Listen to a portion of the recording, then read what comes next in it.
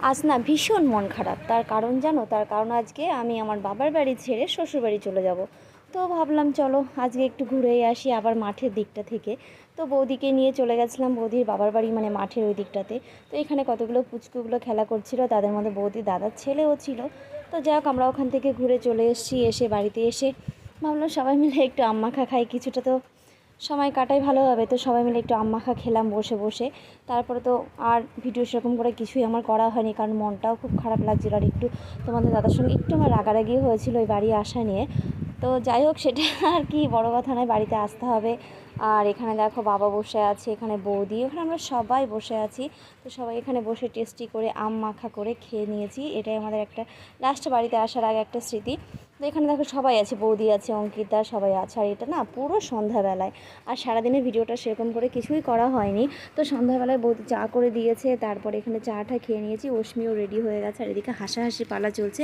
তারপরে আমরা কি যথারীতি আবার স্টেশনে চলে এসেছি। আর এইদিকে দেখো আরোটাও বদমাইশি শুরু করে দিয়েছে। তো ও তো বাড়িতেও যেমন করবে, রাস্তাঘাটে বেরালেও সেরকমই করবে। তো এখানে একটু বদমাইশি করছিল, ওকে একটু কোলে নিয়ে আদর করছিলাম, বলছিলাম মা এরকম করো না, দুষ্টুমি করো না, একটু আদর করে দিচ্ছিলাম। তো তারপরেই ট্রেনটা চলে এসছে আর উঠে গেছি ট্রেনে।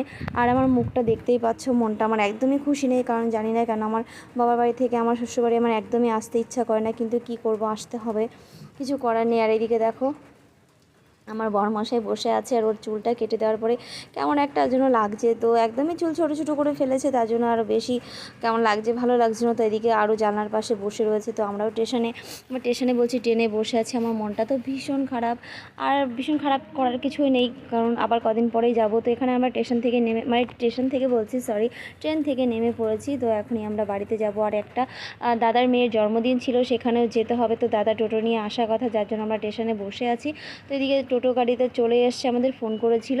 তো আমরা ভাবলাম ঠিক আছে, তাহলে আমরা হাঁটতে হাঁটতে এই দিকটা যাই। দাদা আমাদের বলেছিল তোমরা এই সামনের দিকটা চলে এসো, তারপরে ওখান থেকে নিয়ে নেবো। আর ফোনেও না আমার চার্জ অনেকটাই কমে এসেছিলো, ফোনটা বন্ধ হয়ে যাবে। তারপর দাদার ফোন পাওয়ার পরই আমরা আর কি বেরিয়ে পড়লাম দাদার গাড়ি যেখানে আছে। তো ভিডিওটা বড় করলাম না, যেহেতু ফোনে চার্জ ছিল না। তো টাটা।